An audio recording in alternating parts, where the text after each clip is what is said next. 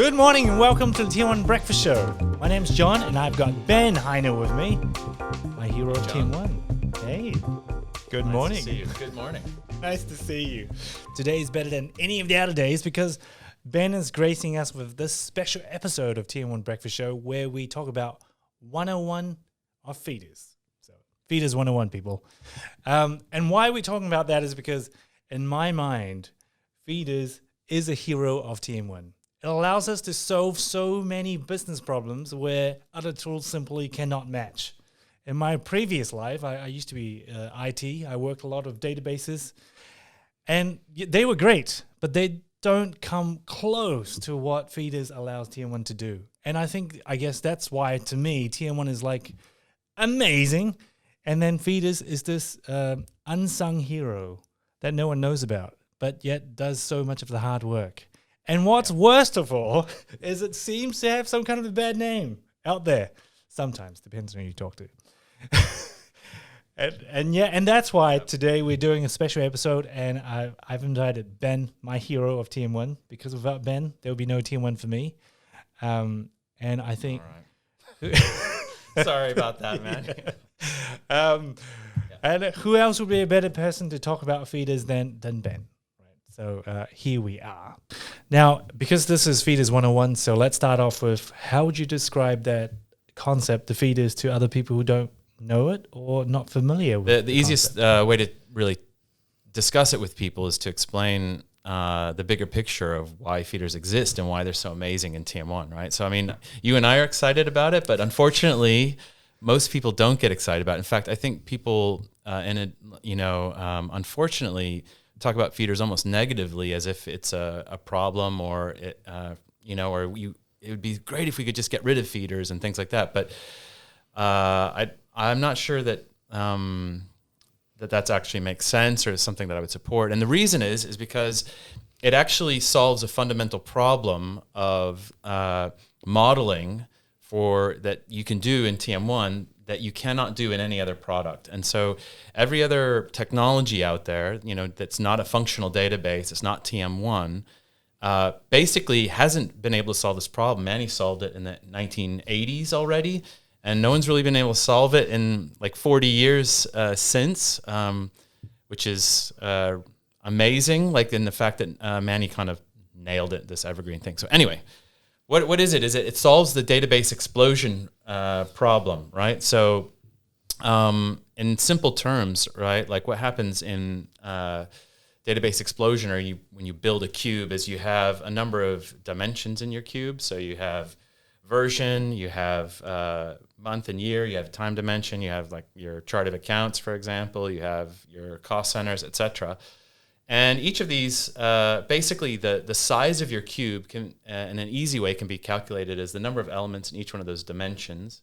If you multiply them by one another, that's the full size of your cube in terms of number of cells in it where you can store data, right? And there's this well-known problem in the relational database world, especially called OLAP, or database explosion, is when you try to create that array, it quickly gets so huge and that it's impossible to manage. And so in relational database world, they try to solve it with indexes and stuff, but it doesn't really work that well. But Manny solved it with his core consolidation engine of TM1 itself. What it does, and it's a really simple solution, is that he doesn't store all the blank cells where there's no numbers. In TM1 and functional database, it just stores only the numbers, and that's it. And so it's like this beautiful solution, right? And so you can imagine the difference in speed that it takes, because if you take a typical GL cube that has like your P&L and your balance sheet in it, maybe 0.001% of all possible cells in that cube actually have data in them, right? Mm-hmm. And so if you have... If it's so sparsely populated like that, imagine if in order to get a total of the whole cube, you had to add up all of the possible cells, all the 99.99% of the cells that have zeros in them or nothing, to be able to get your total result. And you'd have to do that much more calculation than what TM1 does. And that's why it sounds ridiculous, but TM1 is like thousands of times faster than the other technology. That's why people love it, right? And it's not just thousands of times faster at small sizes, especially as things get bigger and more complex. TM1 still remains super fast. And so Manny solved this thing, right? And should I try to draw it here? Or Absolutely. So the way that he solved this. And I promise I'm going to get the feeders, man, because you kind of have to do this this foundational thing. So, all right, so you can see this screen here. Basically, I'm drawing out a very simple dimension, right, diagram and hierarchy, right? So each one of these boxes represents an element in my dimension, right? And those consolidate up to consolidations or consolidated nodes or elements. And that consolidates up to like a total, let's say. It's a very simple diagram. And the way that Manny's algorithm works is really simple. It's like, all right, if we populate this cell at the bottom with a 5 and we populate this one with a 5, what happens is it consolidates that number up. So if I ask for a number here, for example, it gives me a 5 up there, and what it does is there's these two elements. It knows that there's data in the box here, right? And it knows that there's nothing in this box, so it ignores that one and it just consolidates that up. So it's 50% faster already at just getting that number rather than having to add up these two boxes. It only adds up one box. It's a really simple idea.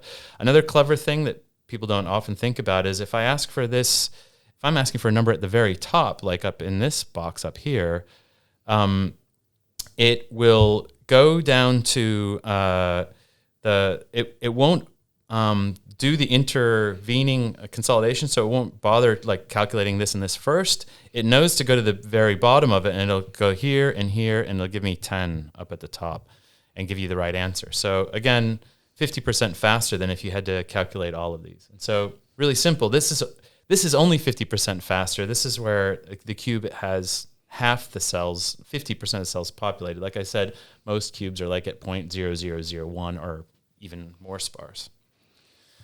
Okay, so that's how it works. It's beautiful. And even this part, no one else has solved. Like Manny solved it with his patented algorithm or algorithms and stuff. So that's cool.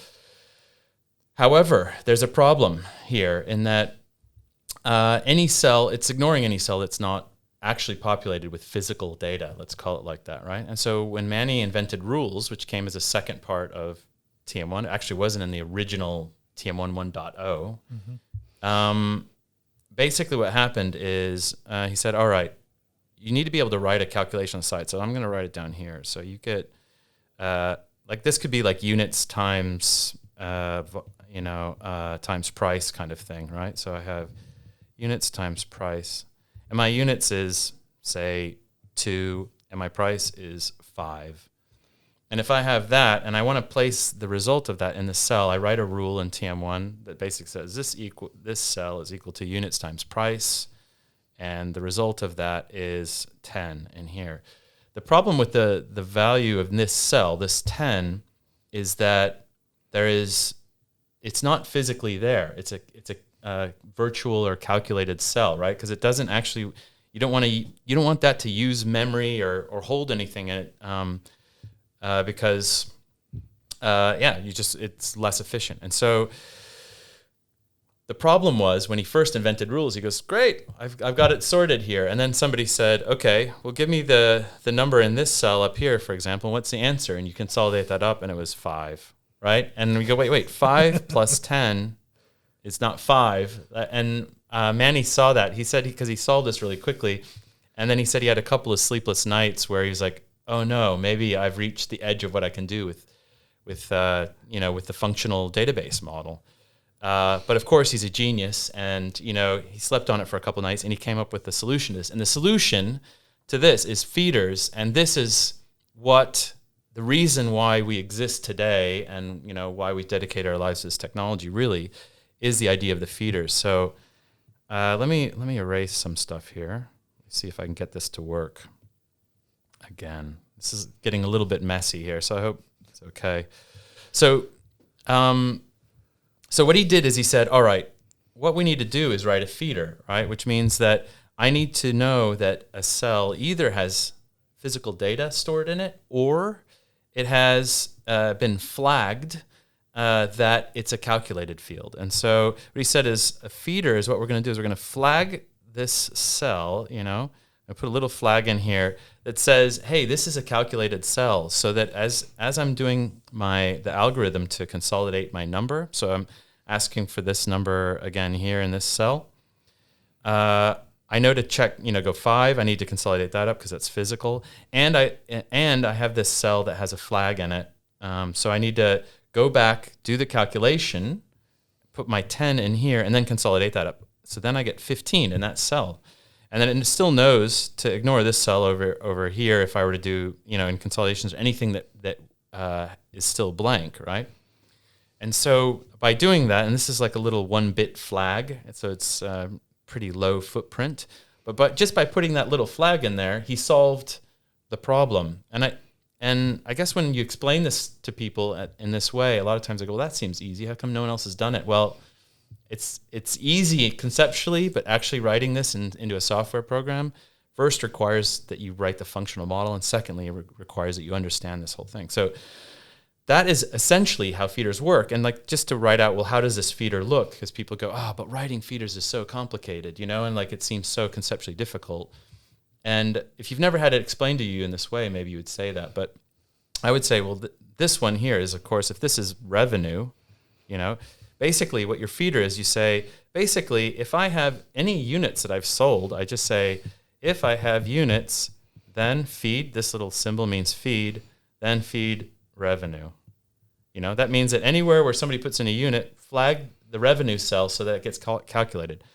So it's not that complicated, right? Like when you think about this. So it's not. People just get annoying. They go like, I just want to write the rule that just says, revenue equals units times price. And you go like, great, you can do that.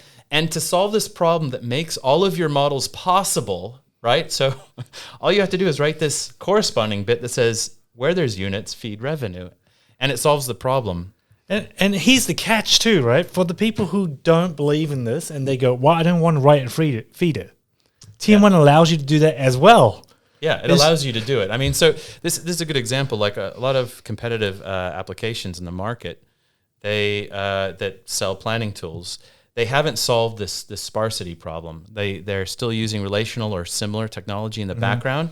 So what that means is what they do is they say, okay, in order to get my cube less sparse, I'm going to take what would naturally be a number of dimensions, like my accounts and my cost centers and my company, which are 3 separate dimensions in the TM1 cube. I'm going to smash them into one single dimension where you have to predefine everywhere where you think that the combinations of the elements of those 3 things, you pre-decide what all those are going to be in a single dimension, and that makes the cube less sparse. But it also makes it very, very restrictive in terms of the options you have in terms of how you model and calculate your data. And even when they do that, it's still slower than TM1 and less scalable, right? And so this solves the problem in a very simple and elegant way, I would argue. And this is, once you understand this is one of the reasons why people get so passionate about TM1, right? Because it's actually possible. So I guess from a person who never heard about feeders, for example, the first time they heard about how great TM1 is, they want to dive in. If they were to have this conversation, they probably still may be a little bit confused. But I guess the key thing, 2 things here, that what Ben just mentioned, besides all the amazing stuff that feeder is doing, is first one, you don't need to have feeders. But if you want to have feeders and make your model super fast and elegant and efficient, it's very easy to do.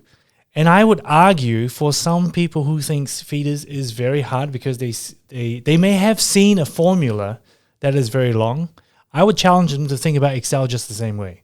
Excel can start very simple, but depending on your business logic, it can go very long. That's not because Excel is bad. It's because you've got a lot of business logic. And feeders scale the same way. Well, in fact, it's more scalable. Even better than... Well, TM1 just manages or allows you to contend with complexity and write sophisticated models. And sometimes that gets sophisticated and complex and long in a way that's necessary and valuable to a company, right? I mean, this is a really simple example. I mean, units times price is almost everywhere in these models. But obviously, there's way more complications when you start adding in exchange rates. You start adding in like way more complicated long-term calculations, and you have exceptions and what-if scenarios. And TM1's awesome at handling all that. And the reason it can do it, a very big part of it, is because it solved the core problem, of Manny's like solving the sparse consolidation algorithm here. But then adding the feeders made the whole modeling part like just as beautiful. So anyway, yeah.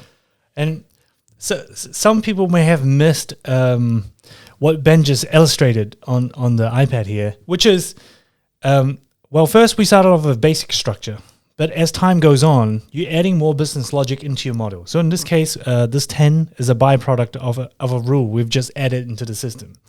Now, without using a technology like TM1, typically what that represents is you have to build a whole bunch of new tables and processes and different structure just to handle that. Yeah. But here, all we need to do is specify that rule, which is not today's topic, but you just write a quick rule and you just feed it. And then it magically works. And I guess that's part of the elegance of it.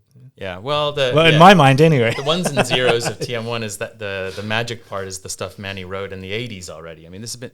What's crazy to me is that Manny solved this so long ago, and still no one's been able to improve on it. It's still, to this day, is still the best thing. I realized, by the way, that my calculations aren't fully correct here. So maybe I just I didn't say like also if you ask for this cell, it would obviously update this cell up here, and it would give you the new right answer, which is going to be 15 plus 5 here is going to give me 20, right? So if my math is right, so. Just to make sure that's right, because I starting to bug me that it was wrong. So TM1 is always right when you ask for it, right, in this way. So. Yes, and that illustrates another amazing feature to me about TM1. That's also illustrated in this way, because as we work at the lowest level, over at this level, TM1 knows to consolidate in the right way when you do a rule. So we've got a new rule or calculated value of 10. We've got 5 as a data source. And then up here automatically, because we're working at that level, it will tally up to 15. But it doesn't need to recalculate everything in runtime, because I'm not asking for 20 right now. I'm not asking for this value. But the moment I'm asking for it, it knows intelligently to go down that tree to calculate the right values. And that's what makes it so fast. And I think, I haven't seen this anyway myself. So anyone should challenge me out there, which is I haven't seen another technology that's able to handle this, scale it in the same efficiency, but also being able to calculate values that fast. Yeah. There's a ton of like little detailed things that Manny just did really well right from the beginning, and that's why it's evergreen technology. And that's one of them. It's like a pull calculation, right? So it basically goes like, you asked for this, I'm going to calculate on the fly right now, then I'm going to store the result of that in memory, so it's even faster to get to next time if nothing's changed in the meantime, right? So, and rather than, there's other technologies out there which is like push calculation, meaning like if I were to change the number of units to 2 to 3 in this example down here, it'd go like, ooh, I better make sure that all the numbers that we've stored in a table somewhere where people are doing the reports on the result of this, I have to go update all, million, records, or add 1 million records that are the new records that need to be used for this, because if somebody asks for the new report based on this change, you have to, I have to make sure all those are updated. Whereas the way TM1 works is like, well, I'm not going to update anything until somebody asks me for it, and then I'll calculate it really quickly on the fly and give them the right answer based on that. And so you might have millions and millions of calculations that other products must do to make sure that the numbers are right when people ask for them, that in TM1 it just never even bothers with, right? It sounds so obvious when you say it that way, but like that's the thing, Manny's genius and like any good product is like, it's so elegant, it's so obvious when you explain it and you go like, well, how come no one else does it this way? And the reason is because he had to invent the technology from scratch to solve the problem, right? Because no one had thought of it that way, and the other technology hadn't been invented to deal with this particular problem. He had to create it from scratch. So I guess now in terms of 101, let's relate this kind of this concept into a real world business case. So maybe I start up with one, and I would love to add ask for Ben for his opinion on this. So what I've seen in the marketplace, in particular friends I used to work with back when I was in the relational world, is, well, I've got all my database. I mean, I've got all my data in the ERP system. It's all stored in a relational database. It's normalized. It's indexed. It's super fast, right? So when I want to get my EBITDA for one company, doesn't take that long. Yeah, it doesn't take that long. But what they're essentially saying is, based on what Ben is describing here, what they will have to do is they have to calculate every single one of these cells, even though if it has zeros, and it has to skip them, well, the first pass anyway, to understand what to be skipped or not. Once they calculate all of those numbers, then they come up with a high-level report or reporting layer for people to slice and dice or look at the data. Now that process takes a lot of time. So my explanation to people like that would be, yes, relational database, it is very flexible. It's very good at what it does. But when it comes to consolidating, I was going to say trillions of cells, but they'll be underselling it. It will be gazillion. Okay, gazillion is too big a number. We had a model with a customer once where we explained that the amount of numbers that you have to consolidate is, and it sounds crazy to people, but it was equal to the number of grains of sand on Earth. And TM1 calculated it like in real time, like really quickly, right? And when you put it in that context, it sounds crazy, but people have models out there like that, right? Absolutely. And to Ben's, adding more context to what Ben's saying, when people say real time, in this case is seconds. So 1 to 5 to 10 seconds, calculating every number represented by grains of sand. Try to compute that. Okay, so that's one of the things I see. What about you, Ben? In terms of feeders, how have you seen people? Yeah, well, I mean, man, I guess the modeling that it enables is really operational data is where it comes into play, right? So if you're just kind of doing simple modeling, and what I mean by simple modeling, imagine just like you're doing a budget of just your expenses, right? And people just go like, I just need a form where I just have, I need to enter in my expenses for 12 months, or I want to calculate it based on last year times 5% more or less or something. That's like really a simple calculation in a relatively, simple model. But then you go, well, actually, though, I have, and this happens in the TM1 world. You go like, I've got a list of 1 million products, or we have a telecommunications company here that we work with that has every single one of their mobile numbers, where you have to do a calculation at that level and then consolidate it up and aggregate it in different ways in a multidimensional cube way.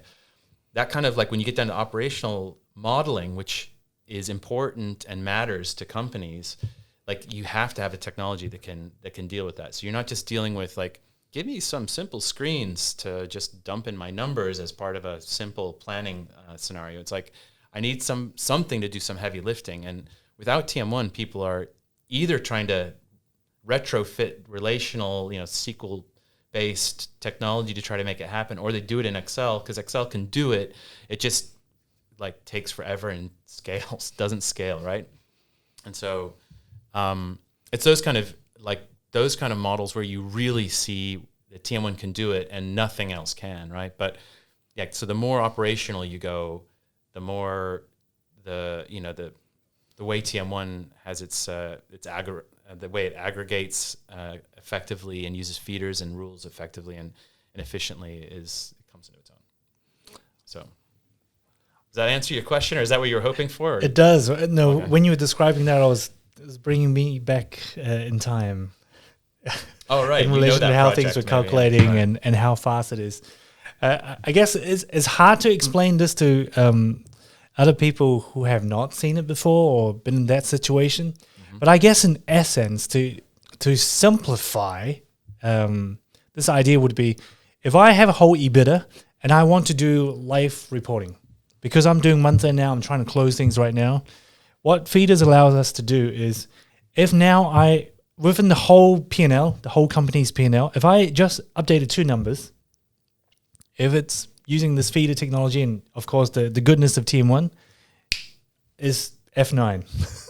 Yeah, no, that's a good example. I see where you're coming from now. Yeah, like when you have like a fully integrated operational and financial model, and this happens like at the end of your budget, like you've gone through the whole thing, and then right at the end somebody goes, actually, the CFO wants to change this one number, and like tons of people are in our customers, especially before they had TM1, they'd go and they're doing it in spreadsheets. They go, oh man, now I got to go through the whole process. I change this one number that has an effect on a lot of the other numbers, and I got to go through recalculating and running macros or whatever and reconsolidating it, and that could take, in some cases, days, but Yes. at least hours probably in most cases, right? And that's not exaggerating, whereas TM1, it's like, yeah, no worries, boss. Here's, put the number in, F9, ding, so, and then it works. So that's pretty satisfying to have those moments that's when people have their light bulb moments at customers, when you go like, hey, check this out. And they go, whoa, no way. So that's fun for TM1 consultants. Yes.